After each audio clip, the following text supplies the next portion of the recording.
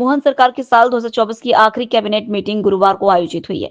बैठक में मोहन कैबिनेट ने फैसला किया है कि प्रदेश में बिजली की डिमांड में कमी लाने के लिए 11 केवी फीडर्स को सोलराइज किया जाएगा। इससे किसानों को ठंड के दिनों में बिजली देने की डिमांड को पूरा किया जा सकेगा।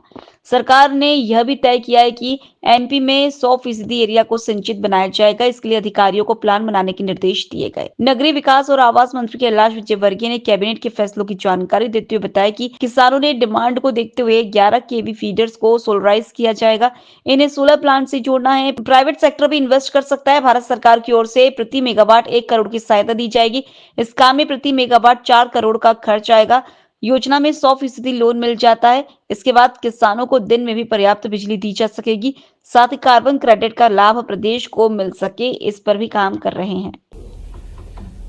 आज की कैबिनेट की बैठक हमारे यशस्वी मुख्यमंत्री डॉक्टर मोहन यादव जी की अध्यक्षता में हुई। बैठक की शुरुआत में हमारे जल संसाधन मंत्री तुलसी सिलावट जी ने मुख्यमंत्री जी का अभिनंदन किया और पूरी कैबिनेट ने प्रधानमंत्री जी का अभिनंदन किया कि एक बहुत बड़ी योजना के माध्यम से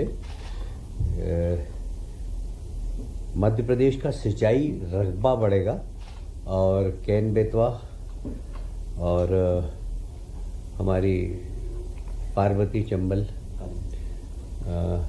काली सिंह योजना, इसमें बहुत बड़ा रकबा बनेगा। और इसमें जिस तरीके से प्रधानमंत्री जी ने सहृदयता दिखाई है कि 90% इसमें केंद्र सरकार का अनुदान है और 10% सिर्फ राज्य सरकारों का, तो ये बहुत बड़ी राज्य सरकारों को एक मदद है। और मुझे लगता है कि स्वतंत्रता के बाद सबसे बड़ी योजना सिंचाई की आएगी, जिसमें कि किसानों को सर्वाधिक लाभ होगा। उसके साथ ही आज हमने ये भी कहा कि मध्य प्रदेश 100% सिंचित कैसे हो, उसके लिए हम प्लान बनाएं। तो आने वाले 5 साल, 10 साल, 15 साल में किस प्रकार हम पूरे मध्य प्रदेश को सिंचित कर सके, इसके लिए प्लान बनाने के अधिकारियों को निर्देश दिए हैं। अटल जी के 100वें जन्म दिवस के अवसर पर ग्रामीण क्षेत्र में अटल ग्रामीण सेवा सदन, ये एक सभी पंचायतों में बनाया जाएगा, जिसमें ग्रामीण क्षेत्र की सभी समस्याओं का निराकरण हो सके और सरकार की सारी योजनाओं का लाभ ग्रामीणों तक पहुंच सके।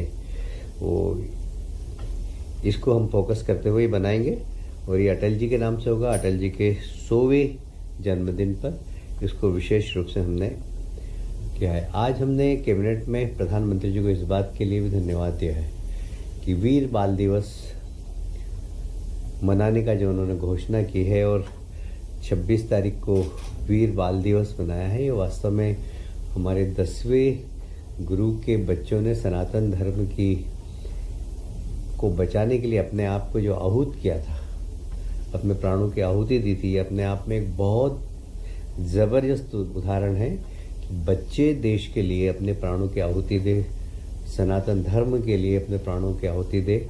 उनको इतिहास के पन्नों में वो सम्मान नहीं मिला था जो मिलना चाहिए था। हमारे देश के यशस्वी प्रधानमंत्री ने उन बालकों को सम्मान देने के लिए 26 तारीख को वीर बाल दिवस मनाने की घोषणा की है और इसलिए प्रधानमंत्री जी को इस बात के लिए धन्यवाद दिया है। साथ ही आज उद्धम सिंह का भी जन्म दिवस है। उद्धम सिंह वो नौजवान था जिसने जलियांवाला बाग के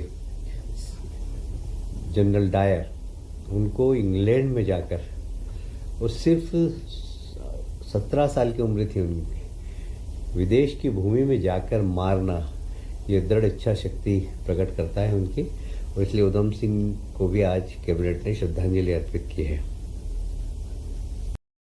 अभी 11:30 बजे मंथन का कार्यक्रम है और उस मंथन में हम पूरे ही जितने विभाग है उनके वर्तमान की योजना और भविष्य की योजना, इसके ऊपर विचार मंथन करेंगे। जल कल्याण शिविर, आप सब जानते हैं, अभी हमने सभी जिलों में जल कल्याण शिविर लगाए थे, जिसमें 70% से अधिक जिलों में बहुत सफल जन कल्याण शिविर लगे हैं, जिसमें आयुष्मान कार्ड, खसरा की प्रतिलिपि, कुछ निर्माण के कार्य, कुछ हमारे किसानों की छोटे छोटे पंजीयन के काम, ये सारे कामों का निराकरण इन शिविरों के माध्यम से किया गया। और जैसा कि आज मुख्यमंत्री जी ने अवगत भी कराया कैबिनेट में कि सबसे ज़्यादा फॉर्म उज्जैन में प्राप्त हुए 94,000 इन सब समस्याओं के लिए। बाकी ग्वालियर, सिवनी में 44,000, बालाघाट सभी जिलों में हुए हैं।